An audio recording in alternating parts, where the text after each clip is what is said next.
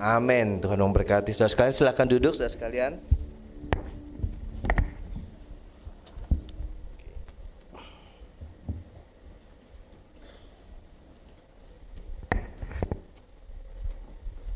Selamat pagi, saya menyambut saudara sekalian yang hadir di tempat ini maupun yang mengikuti ibadah ini secara online melalui tayangan YouTube kita. Tuhan memberkati kita semua. Senang sekali kita bisa kembali mendengarkan firman Tuhan di bulan ini, bulan Januari ini gereja kita berbicara tema besar iman, saudara-saudara ya. Dan hari ini iman yang dikaitkan dengan mujizat dengan tema iman pintu mujizat. Kalau saudara mungkin dengar suara saya agak bindeng sedikit, saya sedang butuh mujizat saat ini ya saudara ya, karena kondisi kesehatan, tetapi kita percaya Tuhan bekerja sementara firman Tuhan disampaikan. Ada banyak peristiwa di Alkitab saudara yang menunjukkan bahwa Allah bekerja, Allah bergerak ketika melihat iman kita ya. Jadi kalau pada pagi hari ini, kalau saudara menyanyi, Tuhan aku percaya walaupun aku tidak melihat, aku tenang di dalam caramu, betapa hebat, betapa dahsyat. Setiap lagu yang kita nyanyikan dengan iman itu menggerakkan Tuhan saudara untuk melakukan mujizat. Ya, ada beberapa kisah di Alkitab saya akan tampilkan sekilas-sekilas saja saudara. Ya, contohnya ini saudara-saudara, seorang perempuan Kanaan dari Sirofenisia, dia berseru kepada Tuhan, sekalipun Tuhan seakan-akan sempat menolak dia karena dia bukan orang Israel. Tetapi di ayat 28 Yesus menjawab dan berkata kepadanya, "Hai ibu, besar imanmu, maka jadilah padamu seperti yang kau kehendaki." Dan seketika itu juga anaknya sembuh. Yesus melihat iman dari ibu ini dan dia bekerja sesuai dengan iman perempuan itu. Contoh yang lain saudara, seorang perwira ya, perwira Romawi ya, sekali lagi bukan orang Israel saudara, tetapi dia mengatakan kalimat-kalimat pernyataan imannya dan dia datang kepada Yesus, merendahkan diri kepada Yesus. Dan Matius mencatat setelah Yesus mendengar hal itu, heranlah dia. Ternyata Yesus bisa heran loh saudara ya. Walaupun Tuhan tahu segalanya, tapi iman saudara itu bisa bikin Tuhan heran. Kok bisa kamu percaya? Itu sesuatu yang menggerakkan Tuhan saudara. Dia berkata, "Aku berkata kepadamu, sesungguhnya iman sebesar ini tidak pernah aku jumpai pada seorang pun di antara orang Israel." Iman pintu mujizat. Iman menggerakkan, Tuhan bekerja, dan ketika Tuhan bekerja terjadi mujizat saudara. Dan satu lagi kisah yang akan kita lihat, dan ini kita akan lihat lebih lengkap pada pagi hari ini saudara, yaitu kisah di mana Yesus menyembuhkan, peristiwa di mana Yesus menyembuhkan seorang yang lumpuh total ya saudara, dan dia harus ditolong oleh 4 orang temannya untuk bisa bertemu dengan Yesus dan mengalami mujizat saudara. Kita sudah tahu cerita ini, tapi kita mau baca secara lengkap. Saya percaya setiap kita baca dengan perhatian ya, setiap kata-kata, setiap kalimat, Roh Kudus bisa menjelaskan sendiri kepada saudara, bahkan lebih jauh daripada yang disampaikan oleh pengkhotbah saudara. Mari kita baca. Kemudian sesudah lewat beberapa hari, waktu Yesus datang lagi ke Kapernaum, tersiarlah kabar bahwa ia ada di rumah. Maka datanglah orang-orang berkerumun sehingga tidak ada lagi tempat, bahkan di muka pintu pun tidak. Sementara ia memberitakan firman kepada mereka, ada orang-orang datang membawa kepadanya seorang lumpuh digotong oleh 4 orang. Tetapi mereka tidak dapat membawanya kepadanya karena orang banyak itu. Lalu mereka membuka atap yang di atasnya. Sesudah terbuka, mereka menurunkan tilam tempat orang lumpuh itu terbaring. Ketika Yesus melihat iman mereka, berkatalah ia kepada orang lumpuh itu, "Hai anakku, dosamu sudah diampuni." Sekali lagi firman Tuhan menunjukkan Yesus bergerak, Yesus bertindak ketika melihat iman dari umatnya saudara. Ayat 26. Tetapi di situ ada juga duduk beberapa ahli Taurat. Mereka berpikir dalam hatinya, mengapa orang ini berkata begitu? Ia menghujat Allah. Siapa yang dapat mengampuni dosa selain daripada Allah sendiri? Tetapi Yesus segera mengetahui dalam hatinya bahwa mereka berpikir demikian. Lalu ia berkata kepada mereka, mengapa kamu berpikir begitu dalam hatimu? Manakah yang lebih mudah? Mengatakan kepada orang lumpuh ini, dosamu sudah diampuni, atau mengatakan, bangunlah, angkatlah tilammu dan berjalan. Tetapi supaya kamu tahu bahwa di dunia ini anak manusia berkuasa mengampuni dosa, berkatalah ia kepada orang lumpuh itu, kepadamu kukatakan, bangunlah, angkatlah tempat tidurmu dan pulanglah ke rumahmu. Dan orang itu pun bangun, segera mengangkat tempat tidurnya dan pergi keluar di hadapan orang-orang itu sehingga mereka semua takjub, lalu memuliakan Allah, katanya, yang begini belum pernah kita lihat. Kiranya iman kita kembali dibangun, saudara. Kisah-kisah ini saya tampilkan 3, sebetulnya ada banyak, saudara ya. Di perjanjian baru, di perjanjian lama, ketika orang datang kepada Tuhan dengan iman, maka mujizat pun terjadi. Iman merupakan pintu mujizat, saudara. Saya sempat merenungkan, bagaimana kalau orang-orang ini tidak datang kepada Tuhan? Apakah mujizat akan terjadi? Bukankah Allah, firman Tuhan berkata di Mazmur 115 ayat 3, saya tidak tampilkan, bahwa Allah bekerja sebagaimana yang dikehendakinya. Ya, Allah menciptakan dunia sesuai kehendaknya bahkan sebelum ada manusia. Tetapi kita juga melihat kenyataan, dan kita barusan baca, saudara, bahwa Allah bergerak dan baru bergerak, bahkan kadang-kadang hanya bergerak ketika melihat iman kita. Yang mana, saudara? Dan saya berpikir bahwa keseimbangan kita terhadap yang sebelah kiri dan yang sebelah kanan, Allah bergerak sebagaimana yang dikehendaki, atau karena iman kita, keseimbangan ini perlu, saudara. Karena kalau kita tanpa sadar seringkali, saudara ya, cenderung atau kita berada di ekstrim yang kiri, kita jadi nggak berdoa, saudara. Allah kan bergerak sesuai kehendaknya Dia, saya nggak usah berdoa, ya. Tuhan toh nanti akan lakukan, ya. Saya bahkan tidak perlu beriman, ya saudara. Jadi bahaya kalau ekstrim kiri. Tetapi ekstrim kanan juga memiliki resiko, saudara ya. Karena kadang-kadang kita, khususnya orang Pentakosta, ya saudara, kita suka klaim janji Tuhan, dan itu tidak salah, saudara. Tetapi kadang-kadang kita mulai bergeser dari iman kita itu menjadi keinginan kita, kehendak kita, memaksakan kemauan kita. Dan ketika kita bilang iman pintu mujizat, itu menurut versi kita, saudara ya. Kita menjadikan Tuhan seperti ATM yang bisa kita suruh keluarkan uang, atau menjadi mesin pemenuhan kebutuhan kita yang bisa kita remote dengan sesuatu yang kita sebut iman. Nah, ini harus hati-hati, saudara. Saya rindu agar jemaat CWS, agar kita semua memiliki pengenalan yang lebih utuh, yang lebih luas, bagaimana iman menjadi pintu dari mujizat, saudara. Apa sih iman itu? Kalau kita kembali sejenak, saudara, walaupun sudah dibahas sedikit di minggu pertama, Ibrani pasal 11 ayat 1 sudah membuat definisi sebetulnya ya. Iman adalah dasar dari segala sesuatu yang kita harapkan dan bukti dari segala sesuatu yang tidak kita lihat. Tetapi seringkali ini kita sederhanakan, dan penyederhanaan ini tidak salah, saudara ya. Iman itu kita anggap dengan percaya. Betul, saudara. Iman itu yakin. Bahkan kadang-kadang kita menggunakan istilah iman untuk sesuatu yang kita tekati untuk kita lakukan, saudara ya. Tetapi kadang-kadang ada yang perlu kita luruskan, saudara ya, dengan istilah iman ini. Contohnya gini, saudara. Ini musim apa nih? Musim capres, ya saudara. Saya beriman capres saya menang, misalnya kayak gitu, ya saudara ya. nggak salah saudara, tetapi kita perlu evaluasi lagi. Lihat rumah besar gitu, saya beriman rumah ini jadi punya saya ya, saya kelilingi 7 kali nanti jadi punya saya ya. Lihat mobil bagus ya di parkiran, kita tumpangi tangan, saya beriman minggu depan ini jadi mobil saya ya. Ini mulai makin aneh-aneh saudara-saudara.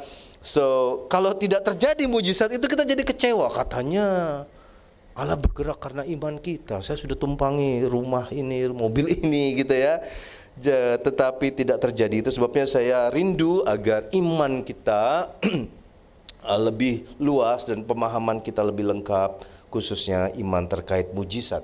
Jadi bagaimana sih iman yang menjadi pintu mujizat? Yang pertama-tama seperti sudah disampaikan, saya ulang sedikit, dia harus selalu terkait dengan firman. Saya kasih contoh sederhana saudara, kalau saya beriman ya, saya sudah punya istri tapi ada istri orang lebih cantik, saya beriman dia menjadi istri saya juga, sudah pasti tidak sesuai firman ya saudara. Itu sudah pasti bukan iman, karena tidak sesuai firman, tidak sesuai dengan 10 perintah Allah. Dalam kisah yang kita baca tadi saudara, orang-orang ini beriman, itu tadi dicatat di Markus pasal 2. Kalau saudara baca dari Markus pasal 1, itu dicatat bahwa Allah melakukan mujizat. Mungkin sekali 4 orang ini mereka melihat sebelumnya, mereka mendengar, di situ ada Mesias. Mesias datang, dia menyembuhkan. Dia bergerak karena mendengar pemberitaan tentang Yesus. Ya, buat kita sekarang, kita bergerak karena mendengar firman Tuhan. Iman selalu dikaitkan dengan firman Tuhan. Ya, saudara. Roma berkata, kepencet. Mohon maaf, saudara. Oke. Jadi iman timbul dari pendengaran dan pendengaran oleh firman Kristus. Yohanes 15 ayat 7 berkata, jikalau kamu tinggal dalam aku dan firmanku tinggal dalam kamu, mintalah apa saja yang kamu kehendaki dan kamu akan menerimanya. Jadi kita boleh minta apa saja dan Tuhan menggaransi akan terjadi saudara, asal sesuai dengan firman Tuhan. Jadi jangan lupa saudara, bahwa apa yang saudara yakini, tekati, saudara percaya, itu harus sesuai dengan firman Tuhan. Yang kedua, iman terlihat dari perbuatan. Ternyata iman bisa dilihat saudara-saudara ya. Ayat tadi mengatakan di Markus pasal 2 tadi, ketika Yesus melihat iman mereka ya, dia berkata kepada orang lumpuh itu, iman dilihat dari mana ya? Dari perbuatannya saudara. Yesus melihat, 4 orang ini percaya banget ya, sampai pintu sudah nggak bisa masuk pun mereka tetap percaya Tuhan bisa menyembuhkan sekalipun dengan cara yang tidak biasa, menurunkan dari atap. Yakobus berkata, iman tanpa perbuatan adalah mati. Jadi kalau kita beriman saudara, kita percaya, misalnya kita pegang janji Tuhan bahwa Tuhan akan memelihara saya, mencukupi saya. Tidak cukup kita hanya percaya saja saudara ya. Tidak cukup kita hanya santai-santai saja dengan iman kita itu, karena iman yang sesungguhnya pasti disertai perbuatan. Kalau kita percaya Tuhan memenuhi kebutuhan kita, kita bekerja. Kalau kita percaya Tuhan menolong studi kita, kita belajar. Kalau kita percaya Tuhan memberikan nilai yang terbaik dalam studi kita, kita belajar sungguh-sungguh saudara. Jadi iman menjadi pintu mujizat ketika ada perbuatannya saudara. Kalau kita percaya keluarga kita menjadi baik, menjadi semakin baik, atau bisnis kita, ada hal-hal yang perlu kita lakukan, tindakan-tindakan yang ketika Tuhan melihat hal itu, dikatakan Tuhan tergerak dan dia bergerak saudara. Hal lain yang menarik dari iman, dari kisah, khususnya dari kisah yang kita baca tadi, ternyata iman itu dikuatkan dalam kesepakatan saudara. Ada 4 orang, bayangkan kalau satu nggak mau ya, jadi berat saudara ya. Atau 2 nggak mau, makin banyak yang nggak mau ya. Apalagi jalannya nggak mulus, ternyata harus bongkar atap saudara, atau harus buka atapnya. Ya, jadi ini perlu kesepakatan. Kadang-kadang kita membutuhkan kesepakatan dengan orang lain ya, saudara ya. Tadi dikatakan ketika Yesus melihat iman mereka, Tidak hanya satu orang, mereka ini siapa? Mungkin dari si lumpuh itu juga, tapi pastinya melibatkan dari orang yang membawa orang-orang ini, saudara. Mari kita dalam iman kita selalu sadar bahwa iman kita bisa dikuatkan oleh iman orang lain. Itu sebabnya kita perlu bersekutu, saudara. Itu sebabnya penulis Ibrani mengatakan, jangan menjauhkan diri dari pertemuan-pertemuan ibadah seperti yang dibiasakan. Kita kalau ngumpul gini, kita saling menguatkan. Ada kelompok-kelompok yang lebih kecil nanti akan dikembangkan di gereja ini, saudara, di mana kita bisa mungkin hanya 5, 6, 10 orang. Kita saling menguatkan iman kita. Ada juga kita yang butuh teman curhat, ya, yang beriman, saudara-saudara, dan itu akan menguatkan kita. Yang ayat yang di bawah ini ayat pernikahan saya, saudara, ya, ayat waktu kami menikah. Dan lagi aku berkata kepadamu, jika 2 orang padamu di dunia ini sepakat minta apapun juga, tentunya harus mengikuti hal-hal yang tadi sudah disampaikan sesuai dengan firman, saudara, ya. Sepakat, maka permintaan mereka itu akan dikabulkan oleh Bapakku yang di surga. 2 orang ini bisa Anda dengan pasangan saudara, dengan anak saudara, sepakat, saudara, dengan orang tua saudara, dengan teman saudara yang saudara percaya, berdoa, bersepakat. Ya, kita melihat bahwa iman ketika disepakati itu akan menghasilkan sesuatu yang besar, menjadi pintu mujizat. Satu lagi, saudara, mengenai iman, ya mungkin kita tidak terlalu perhatikan bahwa iman itu dinantikan di ladang misi, saudara. Iman kita ternyata bukan buat diri kita sendiri. Kita kalau bilang, tadi saya kasih contoh-contoh iman, ya saudara, itu untuk kebutuhan diri kita sendiri. Tetapi kita melihat bahwa Yesus melihat iman, tadi saya katakan, tidak hanya dari orang yang sakit, tetapi pasti juga melibatkan dari orang yang membawa si sakit. Iman kita bisa menolong orang lain. Ladang misi menantikan iman kita, saudara.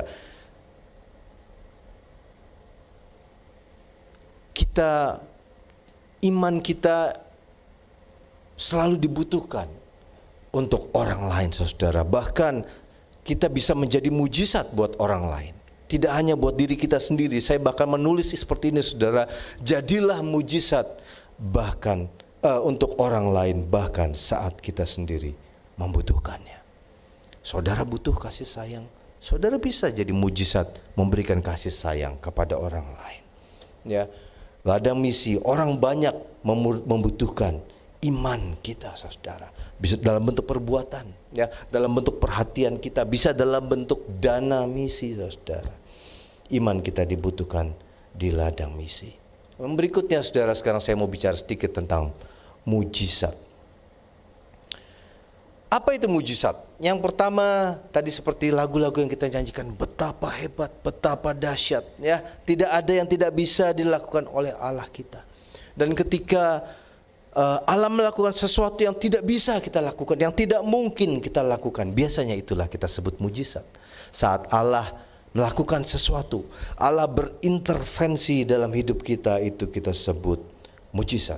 Mujizat hanya dapat dilakukan oleh Allah. Mujizat mirip dengan yang saya sampaikan barusan, saudara, selalu bermuatan misi. Mengapa saya katakan seperti ini, saudara? Dikatakan ketika mujizat terjadi, kalau saudara ingat tadi ayat terakhir dari Markus pasal 2, kisah yang kita baca tadi, orang-orang memuliakan Tuhan. Ya, bahkan para pengangkut ini, saya merenung kemarin sore, saudara. Jangan-jangan mereka termasuk orang-orang yang sudah disembuhkan sebelumnya. Ya, saya sempat bilang di Markus pasal 1 ada banyak kisah penyembuhan. Yesus mengusir setan, Yesus menyembuhkan ibu mertua Petrus dan lain sebagainya, saudara. Banyak orang dibawa kepada Yesus dan dikatakan mereka semua sembuh. Bisa jadi, saudara, 4 orang yang membawa si lumpuh ini pun adalah orang-orang yang mengalami mujizat. Dan mereka ingin menjadi mujizat juga buat orang lain. Mereka melakukan misi menolong orang lain. Misi mereka membawa temannya yang lain yang gak bisa datang sendiri ke Tuhan. Ya, dia mungkin sakitnya sesuatu yang masih memungkinkan dia untuk jalan. Ya, 4 orang ini, saudara, bertemu Tuhan, mengalami mujizat. Tapi dia tahu ada temannya untuk jalan pun nggak bisa. Saudara, mungkin di antara kita ada orang-orang yang untuk jalan pun nggak bisa bertemu Tuhan. Mungkin tidak secara fisik, mungkin secara emosinya, mungkin secara sudah tidak ingin, tidak ada keinginan. Saudara, mari kita menjadi pengangkut-pengangkut tandu buat saudara-saudara kita, ya. Iman, dan iman yang seperti itu, saudara, menghasilkan mujizat. Iman kita bisa menghasilkan mujizat buat orang lain, saudara. Yang berikutnya, iman, mujizat terjadi untuk memperkenalkan maksud Allah. Saya tertarik ketika dikatakan di Markus pasal 2 tadi, ketika Yesus melihat iman mereka, berkatalah ia kepada orang lumpuh itu, sembuhlah, bangkitlah, dan berjalanlah. Ternyata tidak, saudara-saudara. Ketika Yesus melihat iman mereka, dia berkata, hai anakku, dosamu sudah diampuni. Mungkin yang nurunin, Tuhan ini lumpuh, Tuhan, ya ini butuh disembuhin. Tetapi saudara, saya melihat di sini Tuhan lebih dahulu bicara tentang pengampunan. Kadang-kadang kita berpikir bahwa Tuhan, saya butuh mujizat ini, tetapi Tuhan menjawab dengan mujizat lain. Orang lumpuh ini butuhnya apa, saudara? Kesembuhan, saudara. Tetapi Tuhan bicara, dosamu sudah diampuni terlebih dahulu. Kemudian Yesus menyembuhkan dia. Saya melihat bahwa mujizat memperkenalkan maksud Tuhan, tidak hanya kepada si lumpuh, tetapi kepada orang lain, saudara. Jadi mari kita menjadi orang yang peka. Apa yang menjadi maksud Tuhan dalam kehidupan kita, dalam mujizat-mujizat kita. Jangan-jangan Tuhan sudah bekerja, tetapi kita tidak menganggap itu sebuah mujizat, ya. Karena yang kita tonjolkan dalam maksud kita dan bukan maksud Tuhan. Mujizat membawa kita pada iman tingkat berikutnya, saudara. Yohanes pasal 20 ayat 30 berkata, masih banyak tanda lain yang dibuat Yesus di depan mata murid-muridnya yang tidak tercatat di dalam kitab ini. Jadi kalau semua perbuatan Yesus dicatat, saudara, konon dunia ini nggak cukup untuk menampung betapa banyak mujizat yang Tuhan lakukan. Ayat 31, tetapi semua yang tercantum di sini telah dicatat supaya kamu percaya bahwa Yesuslah Mesias, Anak Allah, dan supaya kamu oleh imanmu memperoleh hidup di dalamnya. Tema kita tadi iman pintu mujizat. Tetapi ayat ini, saya kembali lagi berkata bahwa mujizat dicatat supaya kamu percaya, saudara. Jadi saya coba gambarkan begini, saudara. Iman menjadi pintu buat mujizat, dan mujizat menjadi pintu untuk iman selanjutnya, saudara.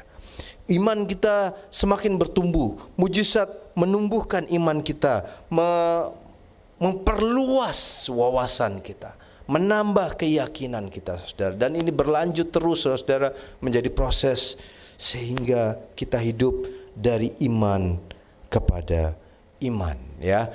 Roma 1 ayat 17 berkata, sebab di dalamnya nyata kebenaran Allah yang bertolak dari iman memimpin kepada iman, sebab ada tertulis orang benar akan hidup oleh iman.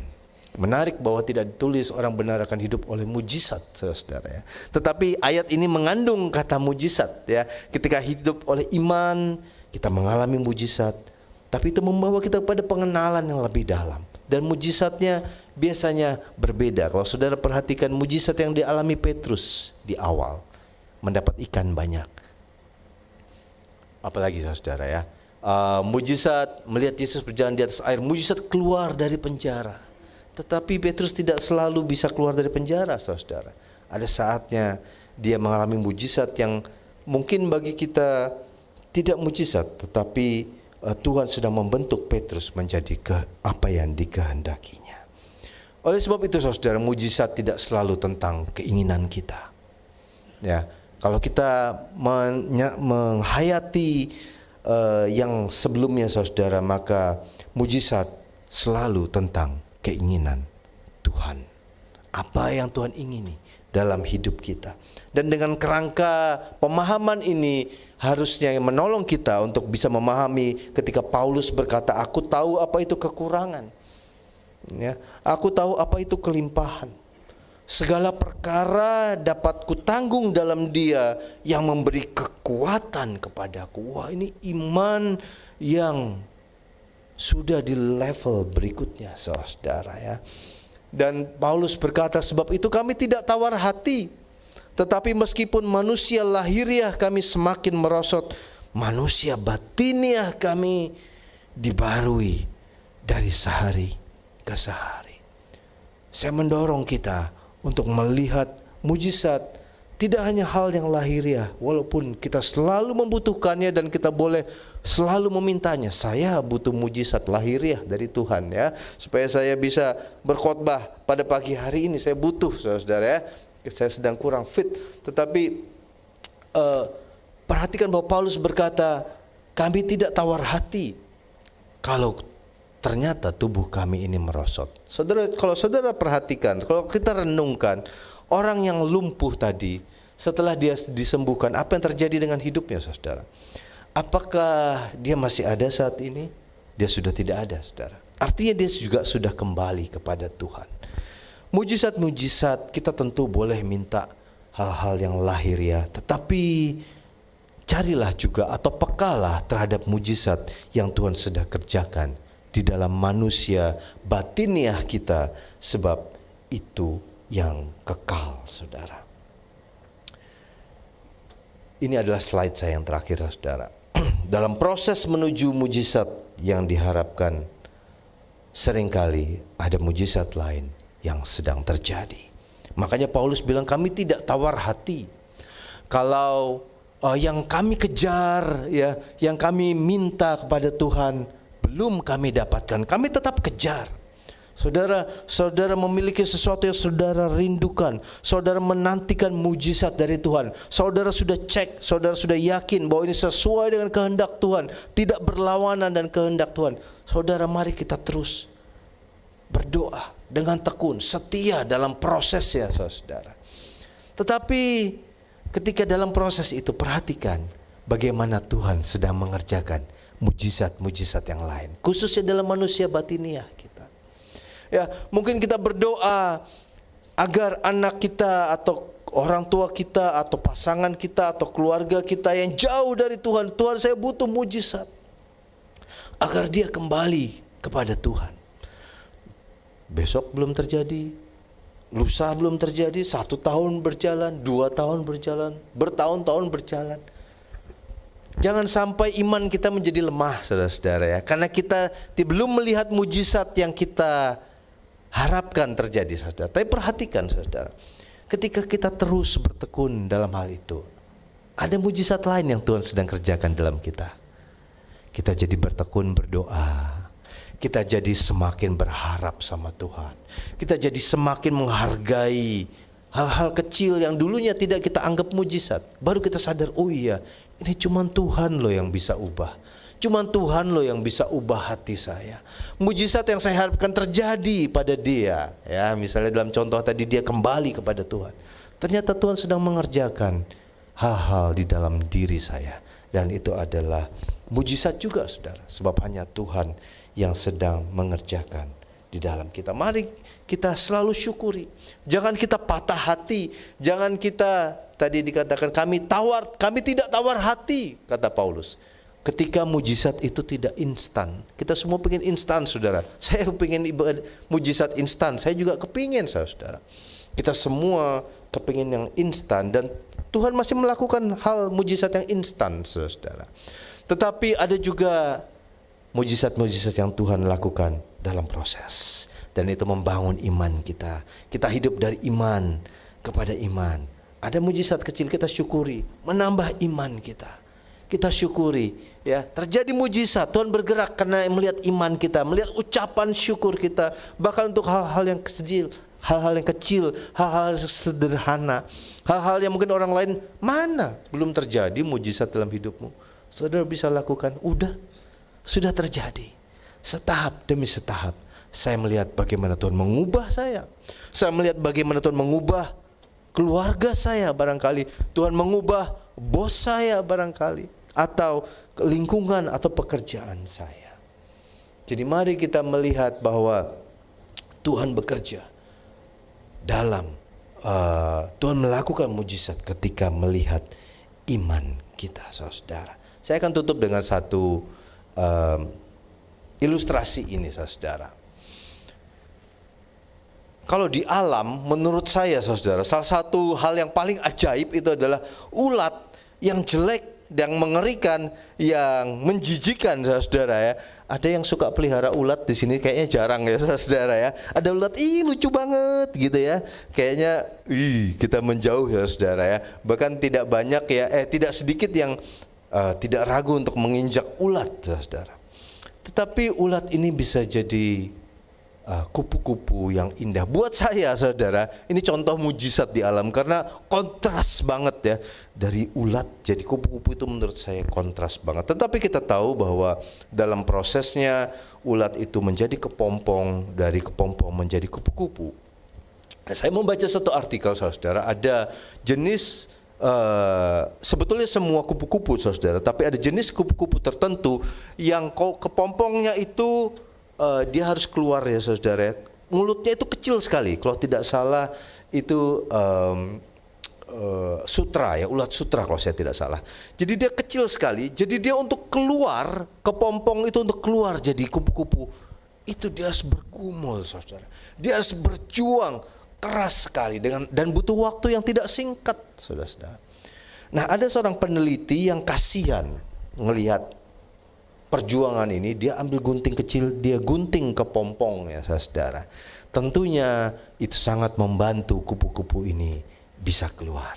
Tapi apa yang terjadi, saudara? Kupu-kupu yang dibantu itu tidak bisa terbang.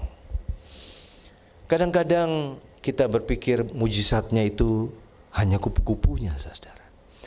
Tetapi ketika kupu-kupu ini sedang berjuang keluar dari lubang yang kecil itu, penelitian mengatakan ada cairan-cairan yang masuk ke dalam otot-otot sayapnya, saudara, yang hanya keluar kalau dia ngotot dan kalau dia setia dalam proses itu. Bantuan gunting tadi ternyata merupakan sebuah kekejaman, saudara, karena kupu-kupu itu tidak bisa terbang ketika dibantu.